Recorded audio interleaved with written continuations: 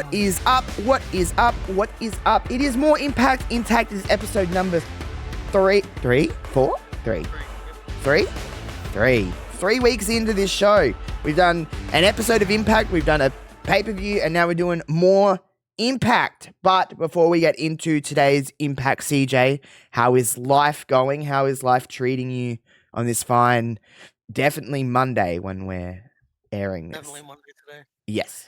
Going well. The Hive is kicking into high gear now. We are approaching week 3, I believe, and yeah, there's a lot of great things coming too. With all the pay-per-views and premium live events coming up. Yeah, we've got a lot it's keeping us busy, which is good. There's a lot of things happening in the sports land. There's just a lot going on in general, which is, it's a good problem to have. Do you know what I mean? Like there's worse problems to have.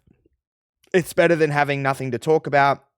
Because a few years ago, we would have been in a space where we would have been kind of having to really claw at some stuff to be able to get any kind of talk out of it in an extended period of time. So I'm not necessarily mad.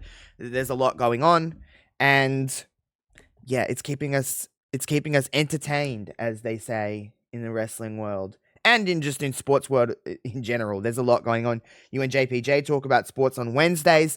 There's a lot going on in the sports world, a lot to celebrate for you as well. So make sure to go check out the Swarm every Wednesday and Friday. If you like sports, check it out Wednesday. If you like wrestling, check it out Fridays. Or watch both. Completely up to you. Some would say wrestling is a sport. Some would say it isn't. I don't really have anything to comment on that, and I don't even know why I brought it up. But, you know, some people would say it is, some people would say it isn't. But that's why we separate them, friends. Keep everyone happy. You get a whole wrestling episode on Friday. So Hives for everybody. Exactly. We got lots of different stuff on the Hive. So, and we get to kick off the Hive every single week here on a Monday. You get to talk about TNA Impact, mainly classic TNA wrestling content. And today, it is a very special edition of TNA Impact in 2008. I don't have the date wrote down. Do you have the date wrote down of this episode of Impact? I know it was later in the year. October 23rd, 2008. October 23rd, 2008. So before we get into the actual episode, October 23rd, 2008, what would CJ's life look like at around that time? I would be a few months away from turning 13. Honestly, I was probably sitting on my computer or playing video games, much similar to what I am doing currently in 2025. So yeah, I feel that. I'm like a month away from turning 13 at this stage, so I'm not quite a teenager. I'm nearly there. I would have just been consuming my life with going to school and watching professional wrestling, playing video games. Not much has changed. In 2008, here's a little fun fact. Here's what I actually would have been doing. In 2008, that was the year Grand Theft Auto 4 came out. That's how long ago this was. Whoa, holy moly. Jesus, this is like 17 years ago. Yeah, sure is. Almost not that far from exactly 17 years ago. Yeah, and it's like crazy because you're like, 2008, that's not that long ago. And you're like, oh, wow, wait a minute. It actually is 17 years ago. And that's pretty fucked up, to be completely honest. I'm not gonna. It makes me feel really it makes me feel a certain way. That's just like, oh, ugh, that was that long ago.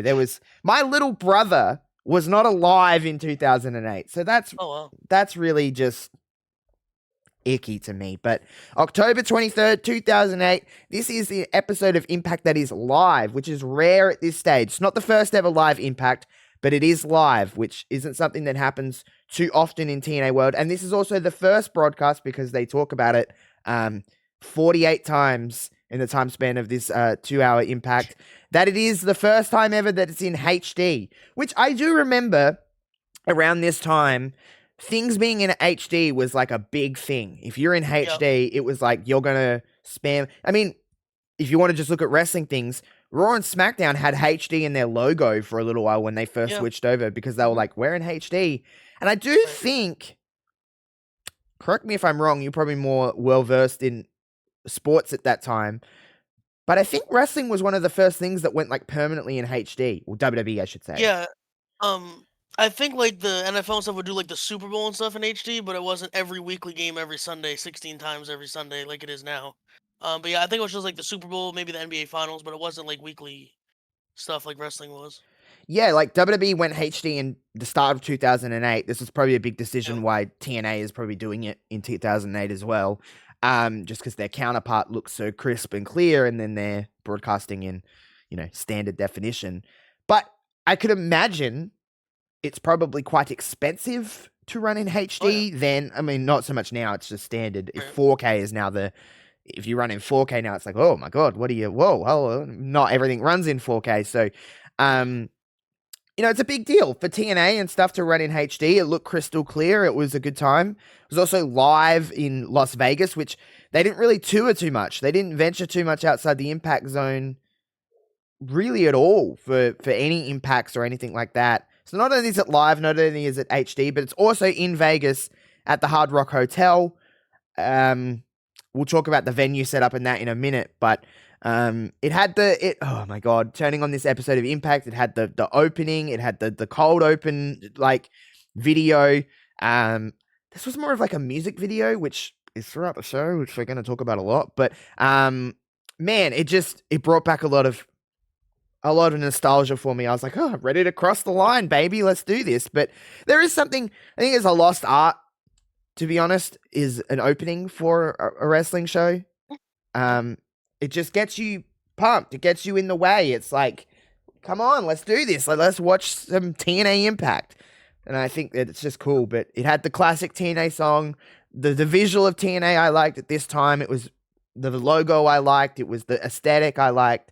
It was the opening I liked. It was the music I liked. It was just a lot like, this is like my core memories of TNA. So if you want a little bit of like a timeline of where I'm at with TNA, I started watching TNA like religiously about a year prior to this. So like I'm like in it at this stage. I'm like, okay, I'm like in the storylines. I'm like, know the formula. I'm like, I'm starting to understand how the kind of TNA landscape is, but I like the opening and I like the kind of aesthetic of it, but how do you feel about that? I know that it's a bit different for you because it's not so much nostalgic, but just on a visual standpoint, like how does that opening look for you? I mentioned this off air here. I said I really liked the Hard Rock setup because, as you mentioned, I'm from the sports world, like covering it, I guess. And at this time, there was a MMA company called WEC, which is at the time kind of the rival to the UFC, but not really. And they would run shows here, pretty much once a month, and it was dark black. You couldn't see anything. It was TNA did so much better than other companies running this arena. Yeah, look cool. Again, it's not like there's heaps and heaps of people in there, but again, I think we've said this every week with this. They pack it in and it makes it look like there's tens of thousands of people in there the way they pack it in, and it just looked cool. I did like what they were doing, like the opening pan, like camera panning of the setup. It like looked cool. There was like different kinds of like stuff and there was like pokey machines and stuff. There was the showgirls. They really just went like Vegas-y, which is Vegas. Which I'm always like corny for. I'm like, hell yeah, let's go for it. Like that the showgirls, they had it all kind of set up. The place was rocking, I will say. Like it was kind of it was pretty lively. Don West and Mike Tenay, which is a lot of people's memories of like TNA broadcasters, they were on the call for this one. They were hyped, they were ready, they were in HD, and they were live in Las Vegas. What do we kick things off with here? Because we go to kick off with Gaga. We don't kick off. There's no. This is pre-Hogan era. This is the first time we're talking about TNA without Hogan, without Bischoff. So we don't kick things off with a talking segment, which is very like Hogan era TNA. We get plenty of it though in this. Oh yeah. We have Velvet Sky, who comes out to start off the show with Angelina Love and not Billy Gunn, but Cute Kip was his name. Kip, baby. And she faces Christy Hemme tonight. Hell yeah, it's time to cleanse the world one ugly person at a time because the beautiful people are here. The beautiful people is someone we talked about in the very first episode of this show of like, we're going to mention the beautiful people a lot because they're just a staple of TNA. Now, were they the greatest wrestlers in the world? Absolutely not. But I will say there's something about the beautiful people that just is very TNA to me. And I just think it's because we didn't see them anywhere else. They were like staples of the Knockouts division for a really long time. and they had Cute Kip with them, which is Billy Gunn for everyone that doesn't know. But I will say he had on the tightest pants I've ever seen, and I'm pretty certain they were Lord. stuffed. There was something in there. Oh, yeah. I was like, good for you. I'd probably do the same. But like I was like, definitely. boy, but this is this era of the beautiful people with Cute Kip. And yeah, you cleanse the world one ugly person at a time. That this was like prime paper bags. They were putting over the paper bags, the heads of the ugly people. Like it was standard like hot girl stuff. And you know what? Oh, yeah. It worked. I don't give a fuck. I know it's very like generic bullshit, but like it worked. It was cool. They had their appeal and we understood why. This was like, we'll talk about the other knockouts match later, but there is like a contrast in the TNA division where WWE were leaning into just like their sex appeal. This was like PG WWE that we're kind of counterpointing with at the moment, but like it's still like they're just hot girls that have like a little wrestling match and it's fine. TNA had like both. They were trying to do both at once, and whether it worked or not is a different conversation, but they were trying to cater to both audience. You want the wrestling with the ladies, we've got that, and you want like the hot girls, we've got that. But I will say this match, listen, you're opening a TNA Impact episode. Like that didn't happen on WWE programming. Too. Yeah, like that didn't one and in Vegas in HD. It's WWE didn't open with a Divas match pretty much ever. I don't really remember too many times in that era where they would, maybe here and there, but TNA like presented their ladies in a very different stage. And listen, Christy Hemme comes out. She's over as Rover. She's a part of the Rock and Rave infection. She's having a good time. She's, you know, you say what you want. Christy Hemme tried her hardest. I'll always say that about Christy Hemme. Again, she wasn't the best wrestler ever. I think she would tell you that, but she put in a lot of hard yards and tried her best. And I don't think this match was necessarily bad. It had its spots. I will say, unfortunately for the rest of this show, it is one of the longer matches on the whole card, which is saying something. And it's not long. It's not long. It's a shade over 3 minutes. And that's like you're par for the course for this episode of Impact. It was the second longest match of the evening. It was, but there was beautiful people. Pardon me, third. Yeah. There was beautiful people shenanigans in this match, but Christy Hemme did go over with the FFG, the flying fire crutch guillotine, which for anyone that doesn't know is a second rope splits where she lands on her opponent's midsection. Yeah, kind of like a split leg drop thing. Yeah. The FFG, the flying fire crutch guillotine. Jesus fucking Christ. Holy shit, yes. That was after she slapped the shit out of Cute Kip as well, by the way. She slapped the absolute taste out of his mouth. Absolute taste out of his mouth. My favorite part of the show. I thought this was a fun opener, though. I didn't really have anything, like, there wasn't anything that, like, happened in it that I was like, oh my God, what a revolutionary thing. Right. But I thought it was fun. The crowd was really into it. It was like a nice little opener that you're like, hell yeah. Especially for 3 minutes. Can't complain about it. Yeah, and there was nothing. What is your memories of? You probably have memories of Christy Hemme from WWE, but probably not in TNA too much. No, but just to touch on something you said earlier, in our first episode, we said we were going to talk about the beautiful people quite often. That was exactly what you described as, if you weren't a big TNA fan like you were, the beautiful people is like one of the people I remember from TNA only. They're right up there with the Styles and the Joes, in my opinion, for when I think of TNA. Yeah, they're very much just like synonymous with the TNA brand. And I don't even know necessarily why. I just think they were just honestly consistent. They were always there. Yeah, every week. They weren't really always, they necessarily weren't like the Knockouts champion all the time or anything like that. They had their runs, but they were just like a staple of that brand. Even if it isn't wrestling, they were doing something in that kind of zone. And I don't know, there is something to be said about that. Whatever your opinion of the beautiful people is or was, they're a staple, and they're just very they're just very TNA. Yeah, I agree 100%. But we move on here to I believe our first backstage of the night, first of many. We have Jeremy Borash with Kurt Angle. Mm-hmm. he recalled seeing Jeff Jarrett and Mick Foley have a discussion the previous week. Oh, we should say before we go into this, there's like a big thing of like what's to come on the show, like a big like the moving graphics, by the way, were interesting, but I just got to remember that it is 2008. But there's like a lot to look forward to. There's a TNA Knockouts World Title match. There is a X Division Championship match, and Mick Foley is going to make an announcement that, quote, is going to change the face of TNA forever. That's what they're branding it as, like a major industry-shaking announcement.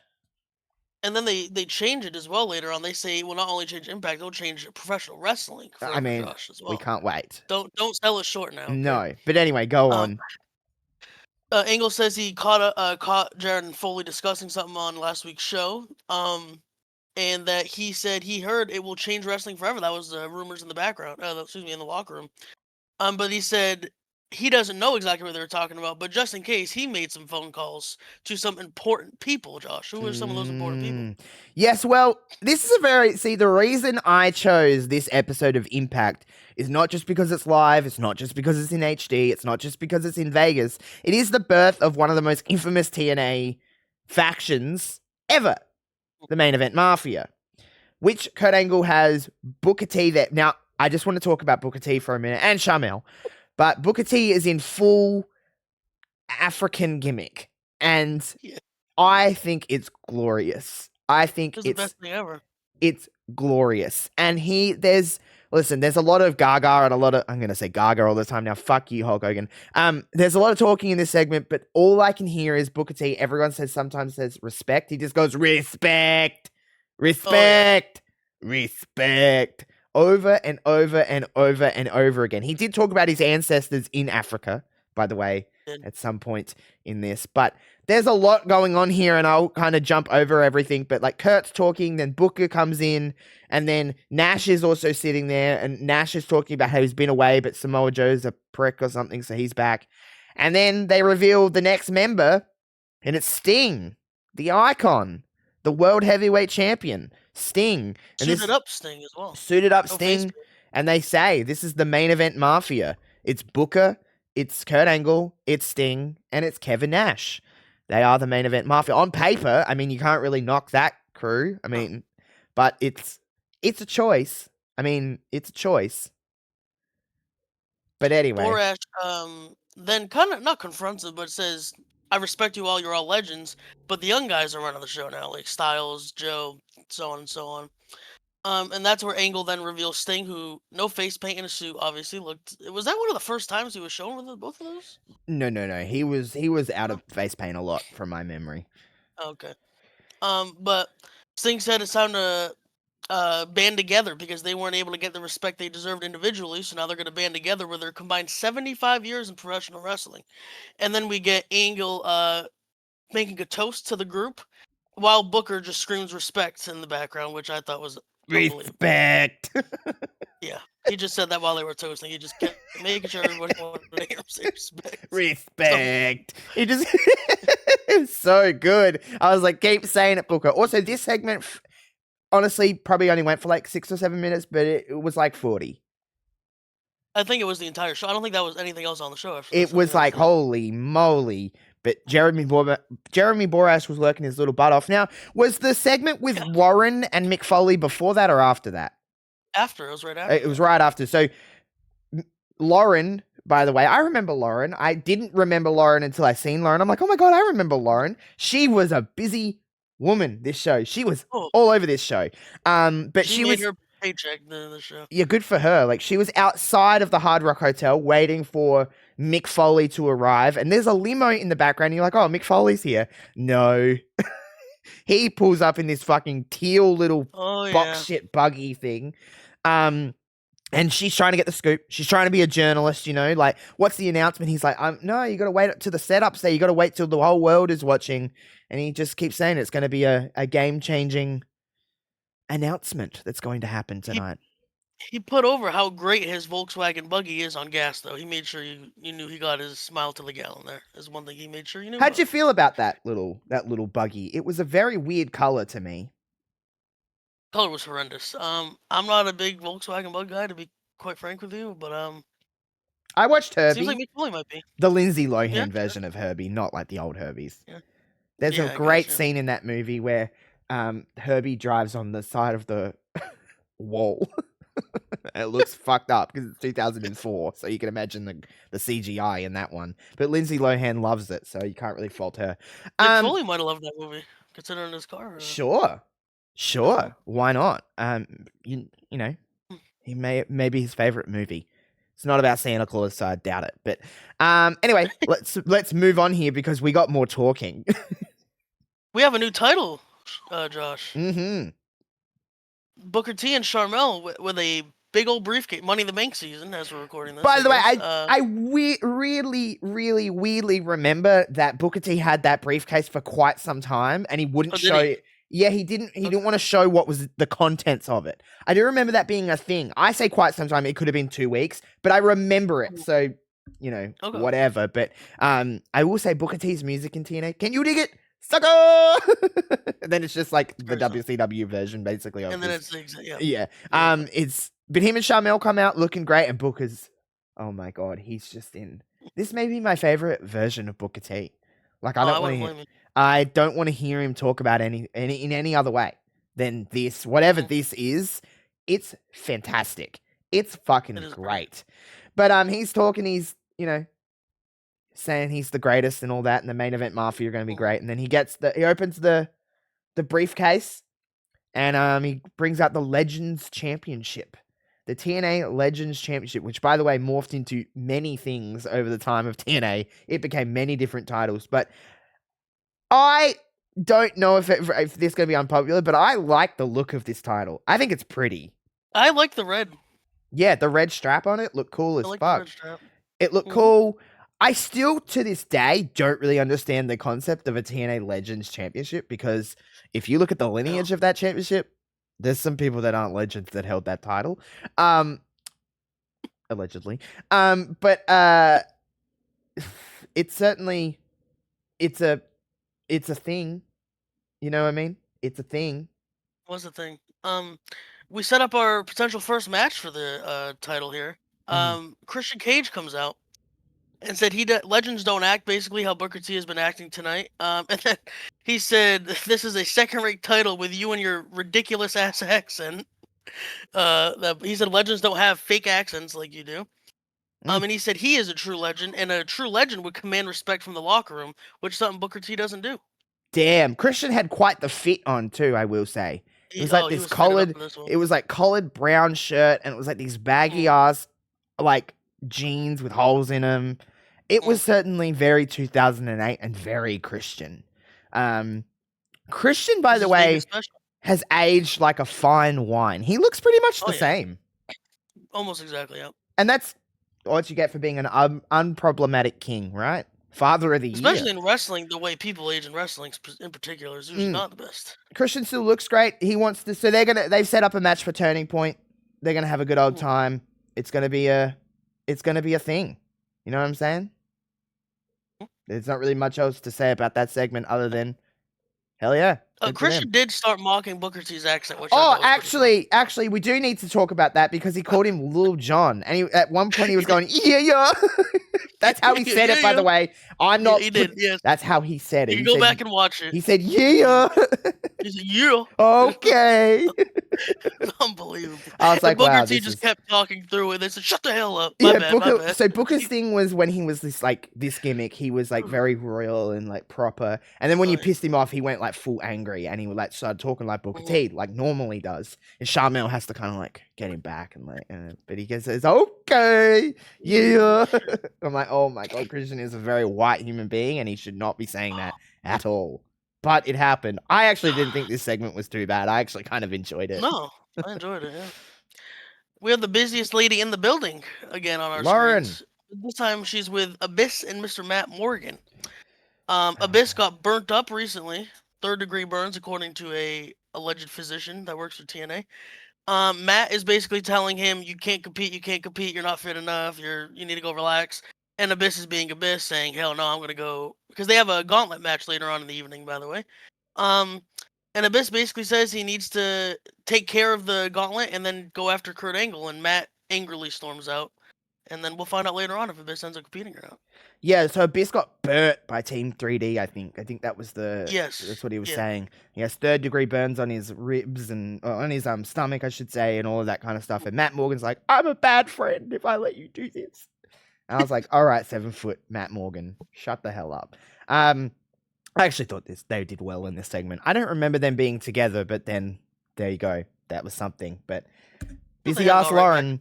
Yeah, they had an alright back and forth. But yeah, Busy Ass Lauren, second segment of 40 for tonight. So good for her. Oh, yeah.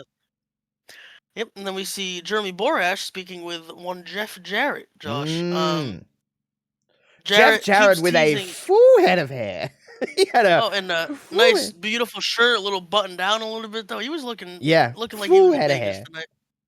He's just hyping this fucking announcement from Mick Foley though. And then he keeps saying, "Hey, so Jeremy, hey JB, you want to know what the announcement's about?" Oh, sorry, can't tell you. And he just did that about 3 times. And then Borash brought up Angle and said he wants to face Jarrett at Turning Point. And Jarrett says Angle basically needs to let it go, and sometimes in life you don't get what you want. And then he again teased the Foley segment. And then he left. They're hyping it up, man. They're hyping it up. Yeah. Good for them. They did this a lot in TNA, though. There was a lot of ground shaking announcements. It's going to rock the industry. They did that a lot in TNA. And trust me, 9 times out of 10, it did not shake the industry. No, well, we might have that tonight. Who knows? Our first of 2 title matches, Josh. I'll talk about this one a little bit. Oh, yeah. It went a long time. The X Division, 59 seconds. Yeah, the X Division Championship's on the line. I do remember a lot about Black Machismo, Jay Lethal.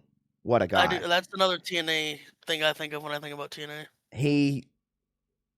He was a staple for TNA for a long time, especially like the Black Machismo gimmick. I mean, right?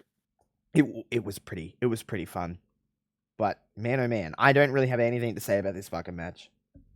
Sheikh Abdul Bashir retained the title over Jay Lethal in 1:59 seconds. Which is Daivari, by the way, for everyone that doesn't know. But when WWE stopped the Muhammad Hassan gimmick with Daivari, they really were like distant. They were like, oh, fuck, we went way too far with that. TNA were like, let's go, baby. I want to just say something that's really awful. It didn't happen here. But at one point, Daivari, or Sheik, did have... the intro of his song being a plane. They did that. And by the way, 2008 was not that long ago, in a sense. They were doing that on TV in 2008. In America as well. Yeah. But 3 years prior to that, WWE was running the Muhammad Hassan gimmick, which is essentially was... without going there, was that. Yeah. So, wrestling is an inherently racist, horrible place sometimes. There's still shades of it in today's wrestling in something like USA, like America first, all of the other second. Like there's very still shades of it. It's not obviously, like it was here, like in your face, but indirectly they still are leaning into that, which is sometimes not so indirectly, to be honest. Well, yeah, honestly. But anyway, that match happened, and did it happen? Because I seriously was like, oh, it's over. A little teaser for the segment after the one we're coming up. There is another bit of shade of that as well. We just spoke about. I don't know if you remember what happens. Oh yeah. However, we do go back to the workhorse of the night, Miss Lauren. Lauren's here. Is now in her 3rd location of the night, speaking with Samoa Joe and AJ Styles about what went down earlier in the evening with the Main Event Mafia. AJ says when he originally came to TNA and named some other guys like Christopher Daniels and Joe, they were told it was the island of opportunity pretty much, and now it seems like it's a complete opposite with the old heads taking over. And he said he doesn't know how it came to this, but it's not about them anymore. It's about protecting the image of TNA. And then Joe just said, I don't give a fuck. He can be nice about it, basically. He's like, he calls Kevin Nash a scumbag. It says he's going to come home and take everybody's career, basically, the Main Event Mafia, especially Kevin Nash. Yep, that happened. Anyway. Shout out to Lauren, though, again. Shout out to Lauren. She's everywhere. And then we unfortunately touch on the last match quickly again. We get TNA, I believe it was Mike TNA, kind of cut off the broadcast. We're getting word something's going backstage. Let's cut back. We see Rhino and Bashir arguing. It turns into fisticuffs because Rhino says he's going to deport Bashir back inside of a body bag to his home country after he takes the title from him. By the way, And Lauren's then, here. By the way, Lauren is here. Comes in at the end and screams for help. Yeah, there's a lot going on. They fight, and then he like chokes him, and then he's like spitting on him at one stage. But Lauren is there. He pushes Lauren. Yeah, he pushes Lauren a few times, and then at the very end of this segment, Lauren runs over to Rhino, and she's like, "Are you okay? Are you okay?" And he's like, "No, dumbass." He's like, "No, fucking dead." I just passed away. But she's like, "Are you okay?" But there wasn't that much concern in her voice. No. Like, probably after what he just said, he might not. She's probably like, "Well, I got to be in a segment in about 15 seconds, so you need to be okay." I have 9 more segments today. I don't give a fuck either, buddy. But and is there some wrestling after this? Luckily there is, and probably the match of the night, maybe. Hardcore oh my god! Do you remember the full term of the match title? No, but this was interactive. Now Hard Rock Gauntlet Hardcore Texting Tag Team match or something. Because you had to text, so you text who to start the match. Right. So they had to text who to start the match, but then you also got to text what weapon was legal. So it was a table, ladder, or chair. So you had to text it to this number. I guess they were live. They were trying to do wrestling. Was very big on like Cyber Sunday game. Yeah, they were like, text in, power to the people. Like I never really fucked with that. I was like, why? Like fuck off. I don't care about the people. Also, choosing a weapon like it's one thing to choose the person that starts. Okay, that's fine. But like choosing a weapon is interesting. But I actually thought this match was fun. I will say, TNA obviously weren't used to doing live television. So like I could tell they were like, oh my god, we need to hurry up and get through these damn matches. Like it was 60 seconds between each entrant. They kept coming in. It was like one by one. They were a team. Then it was like a battle. It was over the top rope, which I didn't get, by the way. I thought it wasn't. I was like, oh, it's over the top rope. It was 4 teams, so obviously 8 men. It was over the top rope until there were at least 2 participants left from opposite teams. And then once those teams were left, even if their partner was eliminated, they could come back in, and it turned into a regulation tag team match. But no DQ, because there was a fucking table spot. Yeah, right. Yeah, it was Hard Rock Hardcore Gauntlet, so of course. Sure. So it was LAX, which was Homicide and Hernandez. It was James Storm and Bobby Roode, Beer Money. It was Team 3D, Bubba Ray and Devon, and it was Matt Morgan and Abyss. So, by the way, this is when Beer Money had Jacqueline. Jacqueline was with Miss them. Jackie at the time, right? I think she was Jacqueline at this stage. I think she was Miss Jackie and then went back to Jacqueline. Okay. Obviously, like, maybe trademarks or something fell through and she was able to be Jacqueline again. But she was Jacqueline at this stage because I actually took note. So do I. She could beat the shit out of any man. Such a different look than everybody. Yeah, she used to throw the sickest clotheslines ever. You'd be like, holy fucking shit. But I did take note when announcer man was like, I'm like, is this Miss Jackie? But she was Jacqueline. Okay. The only reason I mentioned her is because she plays a part in this finish. So it gets down. Abyss ends up coming in, by the way. He's all fucked up, but he comes in and tries to help Matt Morgan.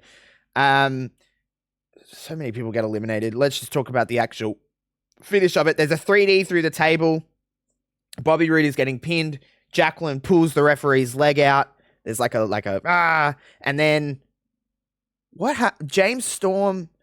It's beer into Devon. Yeah, it's beer into Devon's face, and then just regular pins him. I think it was meant to be like a roll up, but he just pins him. It was like he hit a finisher on him. It was just laying the beer. I was like, on him. I was like, okay, whatever. But Beer Money, tag team champs at the end of this one. I thought it was convoluted and it was a bit messy in stages, but it got to the finish line, I guess. And it almost hit double digits minutes. Shocking. 9 minutes 52 seconds. Longest match by a country mile on this card. It was nearly double of all of the other matches. Yep. Oh yeah. So we have some more yapping coming up here, Josh. Big shock.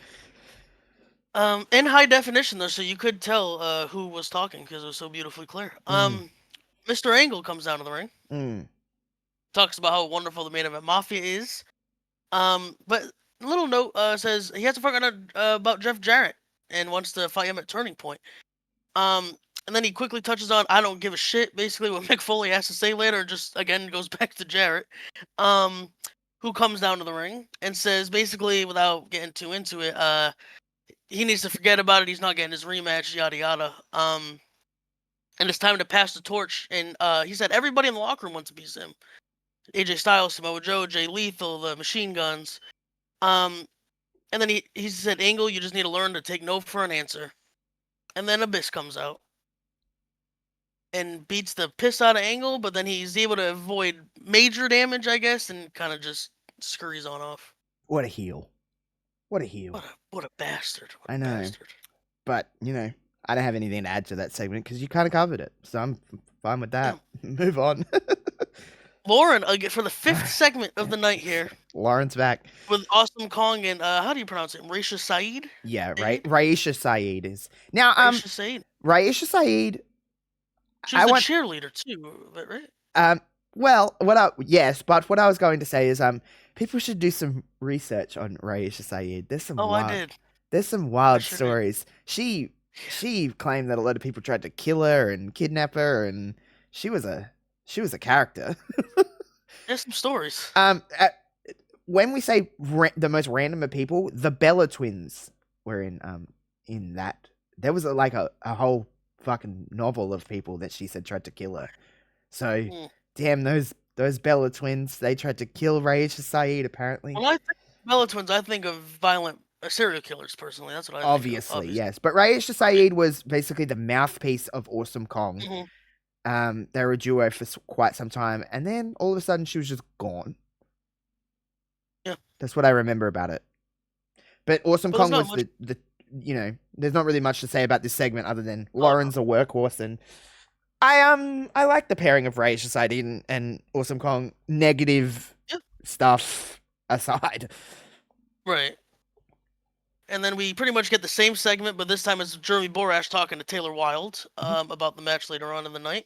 And then Wilde basically said in the previous segment, Saeed said if Wilde doesn't play her cards right, Kong will not only take the title, she'll end her career. And then in this segment, Wilde said she's gonna have to take my career if she wants the title, basically.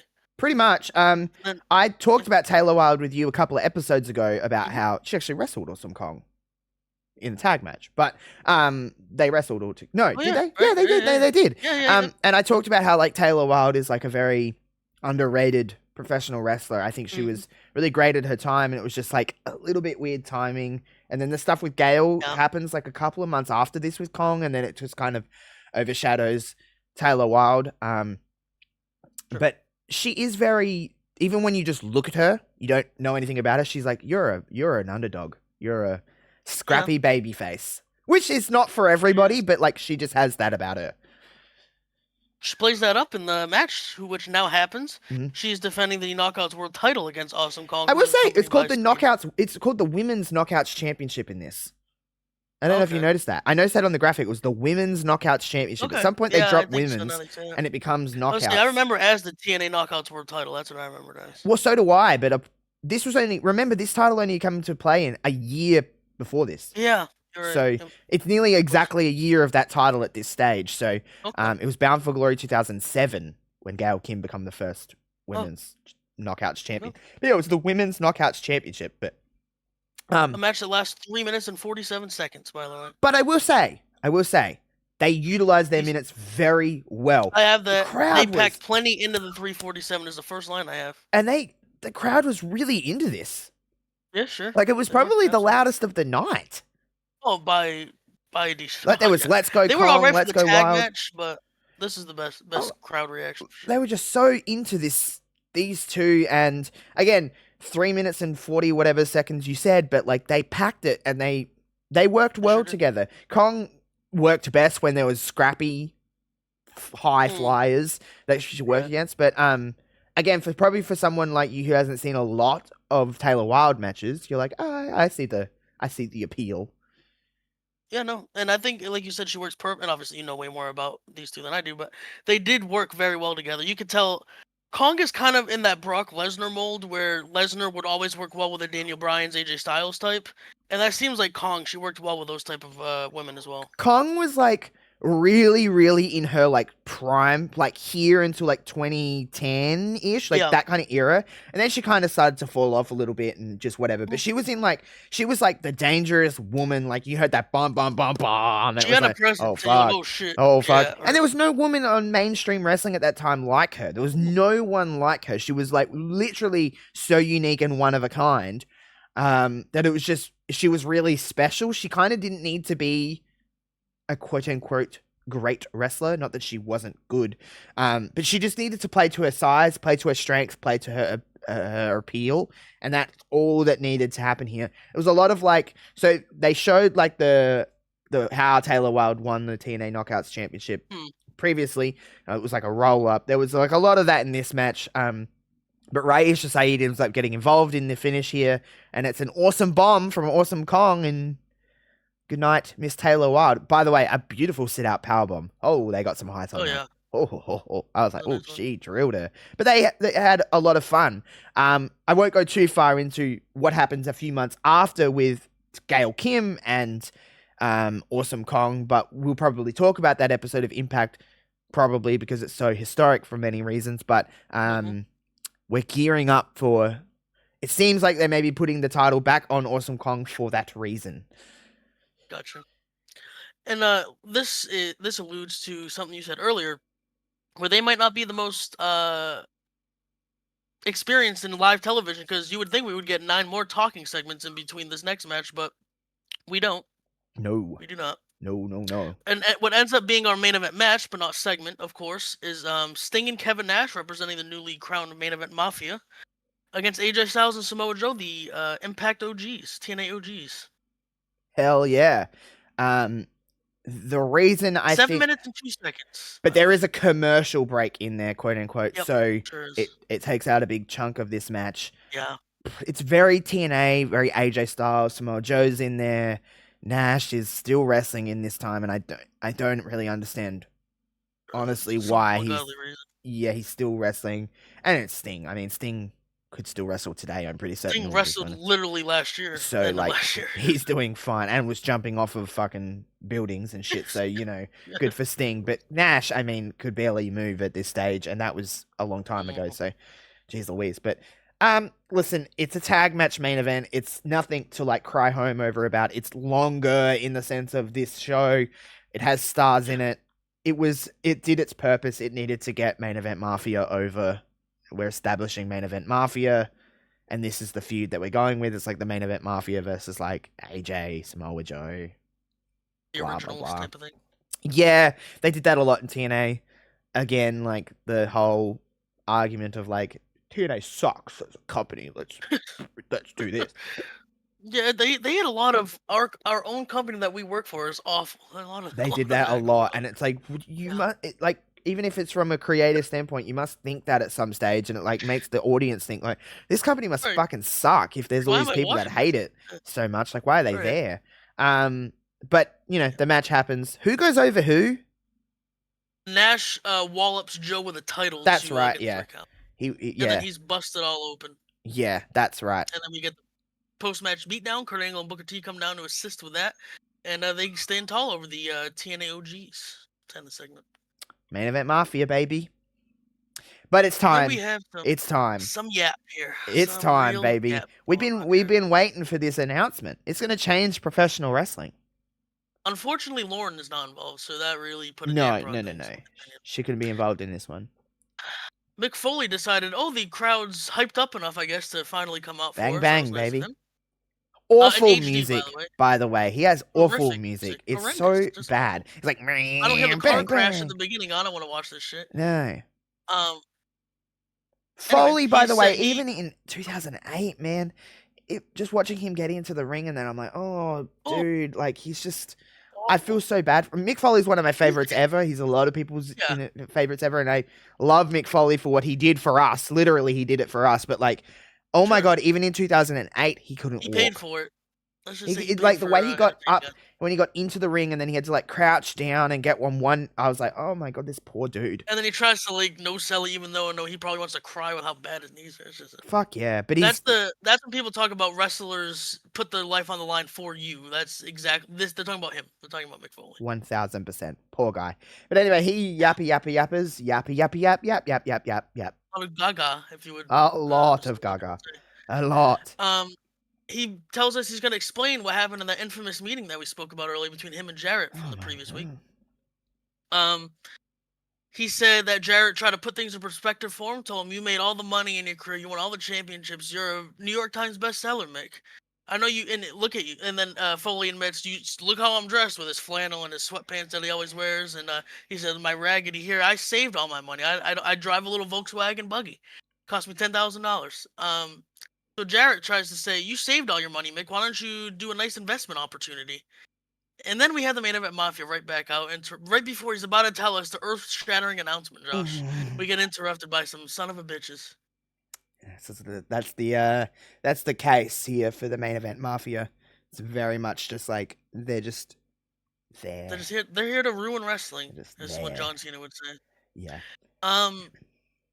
And then basically Angle and Foley get a little heated. Angle just wallops him on the head. But he said, what's funny now, old man? Foley gets up and Mick Foley, in Mick Foley fashion, starts laughing. He said, it still is very funny. Because you know what? You just headbutted your new boss, buddy. Yeah, so the earth-shaking announcement is that Mick Foley is a shareholder in TNA Wrestling. Not even a majority one either. He's just their boss now, I guess. I don't fucking understand. I don't. But then he plays off the Vince McMahon and Donald Trump, I guess, to name two awful people, but this is their catch. And then you're fired thing. But he stops himself. Yeah. He says, you're free. And he's like, what? He's like, you're free to work here because I believe in everybody's here. Everybody's great for the business. I love TNA and you're great for the company. Everybody's great for the company. And then he said, when we were in WWE, or F, but I think he said E, we were on the verge of... He said WWE and the crowd heavily booed, by the way. Yes, yeah.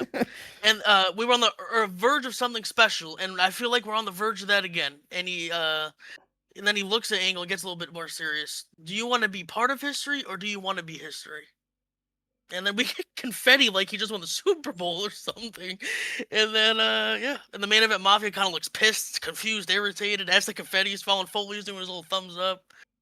He now owns TNA Wrestling, is what I took from this segment. He now owns TNA Wrestling. Yeah, because Dixie Carter is a horrible boss, apparently. And the company sucks, don't forget. Yes, that's true. So that wraps up this episode of TNA Impact from the Hard Rock Hotel.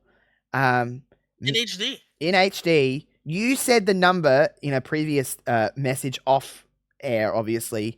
What was the actual total of wrestling minutes on this show? And this includes entrances and post-match celebrations until they cut to the next segment. 4 matches, for a total of 22 minutes. On a wrestling show. Entrances, wrestling, post-match celebrations. 22 combined minutes. And that is like, there's talking, there's backstage segments, there's these weird music videos. I don't really understand why they had those in there. They were really odd. A lot of like, we love TNA wrestling. We cross the line. Why is it bad to cross the line? That's what they kept saying in all these segments. There was also ones I remember of like the knockouts being like, no divas here. They would always say like, no divas here. Yeah. I'm a knockout. Like there was just weird stuff like that. But I actually, in all honesty, I know there wasn't a lot of wrestling on this, but I actually was quite entertained by this show. I was like, this is kind of... It wasn't a bad show, no. No, there was a lot going on. It was cool to see TNA in a different setting. I don't remember if I watched this show when it happened. I may have. I don't necessarily remember, but I was watching at this stage, so I'm sure I watched it at some point in there. But yeah, it was Mick Foley changed the business. I mean, we still feel it to this day. Do you know what I mean? I still can be. If you didn't notice, I had to mute my mic. I was getting a little choked up when I was talking. Yeah, about it. This is where it started. This still feel it to this day. The Main Event Mafia obviously goes down as one of the greatest factions in professional wrestling history. Sure. So, and Mick Foley still owns TNA to this day. Yeah, he drives up in that buggy to TNA headquarters and just runs the company even to this day. So, I can't really say that it was the most game-changing announcement of all time, but I mean, bless their hearts, they tried hard. I mean, Some listen, would say Kurt Angle's segment was more important. This well, was yeah, the most important segment on the show. Never mind of all honestly, time. it honestly probably was. Probably the most the best match of the night was probably the hardcore texting tag tornado Texas. I thought the Kong match was pretty entertaining for 3 minutes, to be fair, though. That was also really good as well. I like that as well. But overall, I didn't think it was a bad show. Also, I didn't realize that I'd done this 3 weeks in a row, but this is also available on TNA's YouTube. That's not going to happen every week, but I watch this on TNA Plus, but you can also watch this for free on TNA's YouTube. So they upload a lot of shit to their YouTube. So if you want to just get into TNA, you don't necessarily need TNA Plus. You can watch a lot of their events on their YouTube for free. So by all means, go and watch it on there because, I mean, it's free and, like, it's the whole event. It's not edited or anything like that. Like, it's the TNA Plus version. So, but I didn't necessarily do that on purpose. They also have a compilation of the group that got started here tonight of a 3-hour history of the Main Event Mafia on their YouTube as well, which that's actually how I got introduced to them, to be honest. I watched the whole compilation. Yeah, and they don't edit those down of like little snippets of like each thing. They put up the whole segment, the whole matches. They go hammer and tong with that. So by all means, go and watch all of that stuff on TNA. I think it's TNA Wrestling on YouTube. I don't know if I'm not their hype man. They can pay me if they want. Mick Foley, owner of the company, reach out. Yeah, he does. So come and hang out, come and do that thing with us. We'll happily put you over. We do every week anyway. Because this episode was pretty good. I liked it. I liked the aesthetic of it more so than anything. And it was in HD, so thank God, because I wouldn't have been able to watch it. I could actually tell who was who. Yeah. Beautiful the quality. But the very next week they go back to standard definition. This isn't like TNA goes into HD for ever. They go back to standard definition for a little while after this because I guess it's expensive. I would assume that would be. He spent all of his money on purchasing TNA. He couldn't afford the HD cameras. Yeah, he said no. We stay in the standard dev. No. Bang.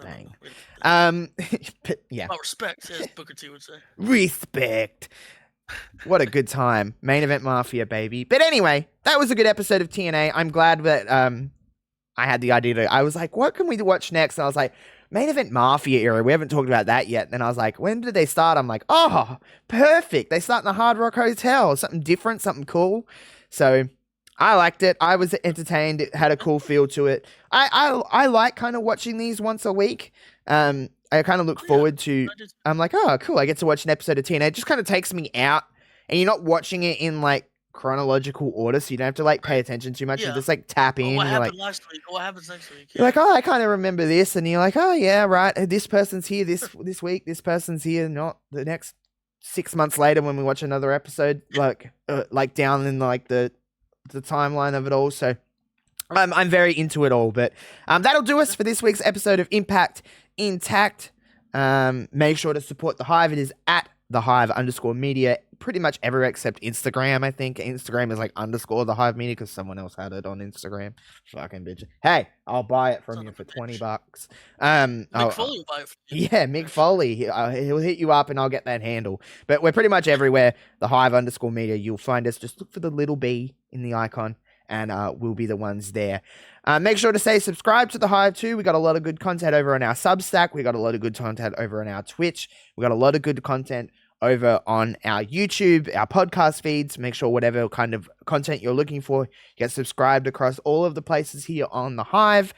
This week on the Hive, as we're on a Monday, it'll be the first week there's a Hive watch party without me on it because I'm getting my car serviced and new tires and stuff like that when Raw's airing. So JPJ is leading the charge.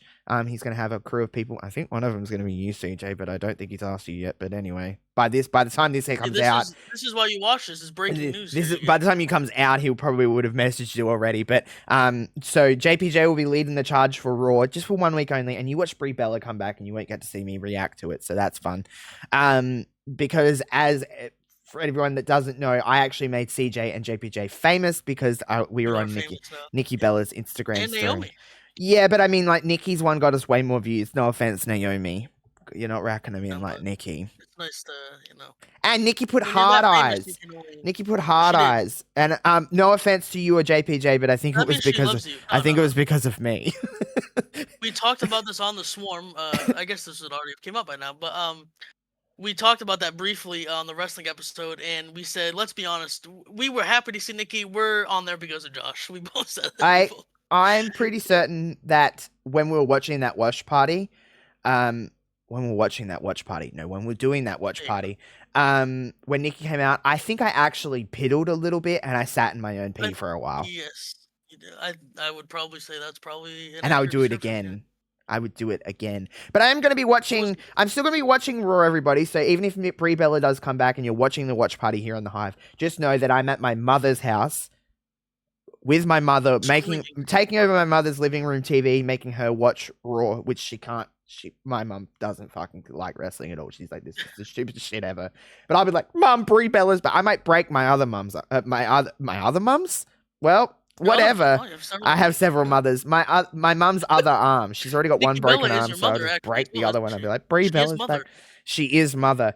Nikki is mother. Brie is nearly mother to me, but not quite on the same level. Kind of, maybe.